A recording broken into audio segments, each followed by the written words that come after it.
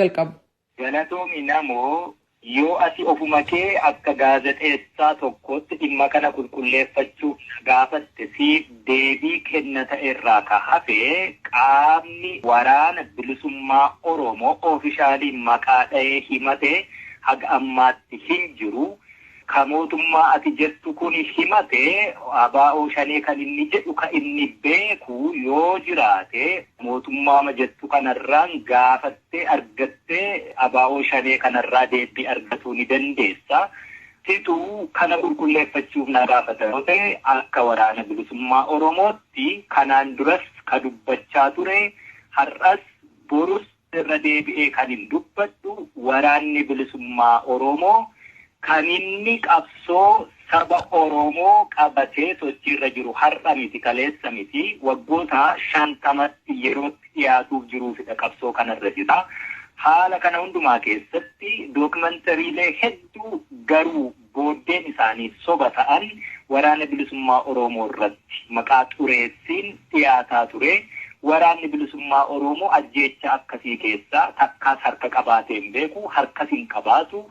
Itoophiyaa keessatti uummanni Amaaraa dachee Oromiyaa irra jiru maatii Oromooti ta'ee jira. Addatti wanti mallattoo adda Amaara isa jechisiisu irratti mul'atu waraanni bilisummaa Oromoo keessaa foo'ee qobaatti ajjeesisuu danda'u hin jiru.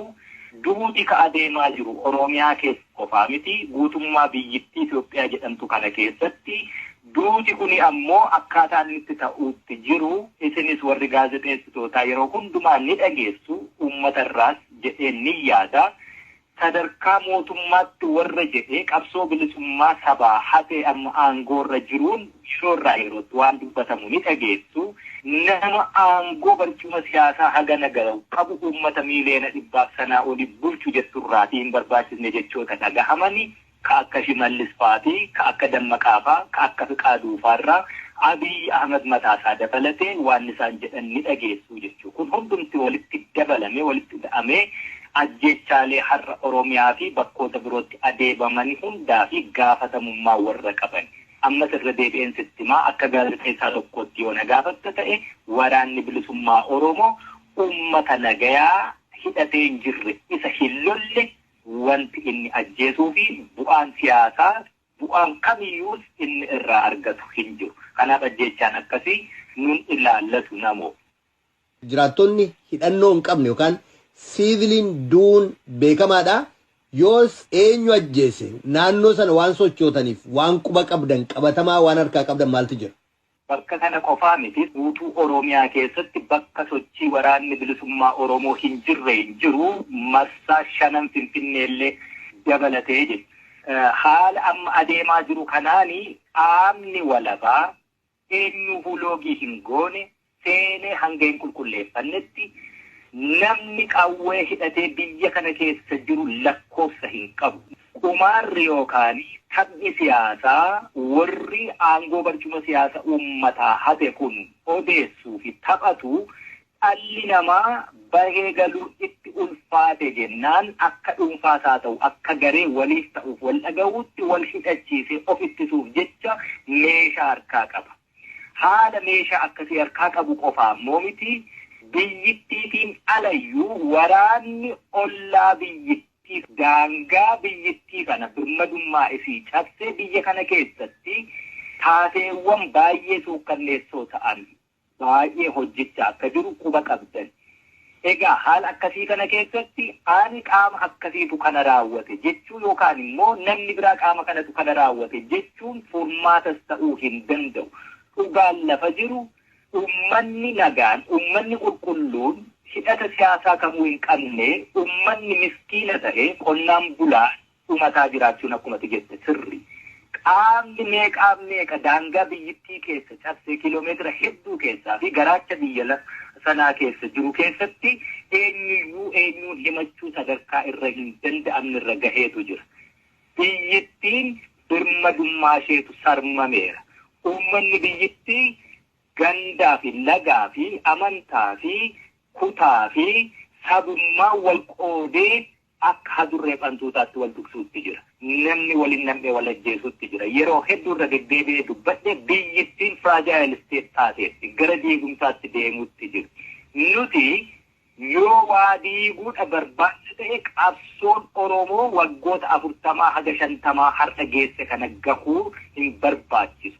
Bu'aa siyaasaa kokkolaa ta'e barbaacha deemna yoo ta'e ajjeesuun baay'ee diiguun baay'ee salphaa.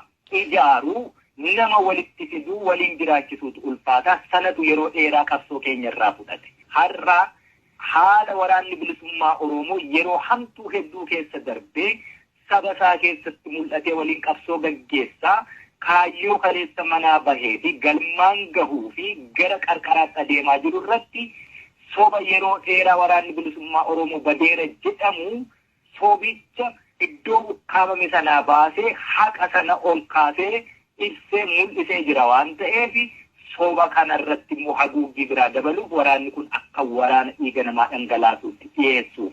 Inni biraani uummata kana waraana bilisummaa Oromoo isa keessa jiru balleessuu hin dandeenye. Kanaaf qurxummii balleessuu ka danda'amu yoo galaanicha gogsan malee jedhame sana karoora sana hojiitti hiikuu fi waraanni bilisummaa Oromoo badii akkasii godheeredhanii dahoo sanaan uummata naannoo Oromiyaa keessa jiranii hidhachiifannaa jedhan. Dhugaa karaa hedduurra uummata kana hidhachiifatanii jiran. Achi booddee immoo sababa itti dhufanii uummati kun tuqameedhanii ibidda xiqqoo tokko kaasuu barbaadantu jira. Ibiddi sun gaafa ka'e immoo sabni hidhatee jiru kana Oromoo harka qullaa ta'e walirraa hidhannoo hiikee fi halagaan illee irraa hiike qullaa jiru kanarratti duula banuutu deemamuutti jira. Waraanni bilisummaa Oromoo isa kana quba qaba. Oromoon ammoo haala akkasii dammaqiinsaan eeggatuu qaba. Tuttuqqaan akkasii gara lola sabaaf sablammeetti nu geessuuf deemuuttidha jira namoo. Rakkoo kana furuudhaa fi qaamni walamni iddoo sana deemee bakkawwan ajjeechaan itti raawwatame kana deemee qorachuu qabaadha kan isin jettan. Qaama walaba kan isin jettan eenyuuni? Ofii keessanii naannoo kana sochiin waraana waan jiruuf kunutuu ta'eeti maal gochuu dandeessu? Kanaan duras dubbadheen jira. Qaama walabaa jechuun egaa beektaa biyyoota Afrikaa kana keessatti bakkoota hedduutti lolli sabaaf sabaa akkasumas lolli amantii, lolli riphee lolaa fi mootummoota abbootii irree gidduutti ta'u hedduutu jira. Kanarraa wal qabatee ajjechaa fi buqqa'iinsa uummataatu gaggeeffama. Qaamoleen waan akkasii qoratanii addunyaa irratti beekaman hedduutu jira. Gama amantaatiin ta'uu danda'a, gama jaarsummaan yookaan qaama mootummaatiin ta'uu danda'a. Warri akkasii beekamanii muuxannoo qaban hedduutu jiru. Waraanni bilisummaa Oromoo kan inni falmataa jiru mirga biyyummaarrayyuu darbee mirga namummaan xiqqeeffamne sana falmatuutti jirra. Kuni dhaabbatee dhukaasni dhaabbatee qaamni walabaa addunyaan beektu biyyoota adda addaatti rakkoo akkasii qoratanii dhugaa jirtu baasuu irratti muuxannoo qabanii yoo hayyama argatanii dhufan waraanni bilisummaa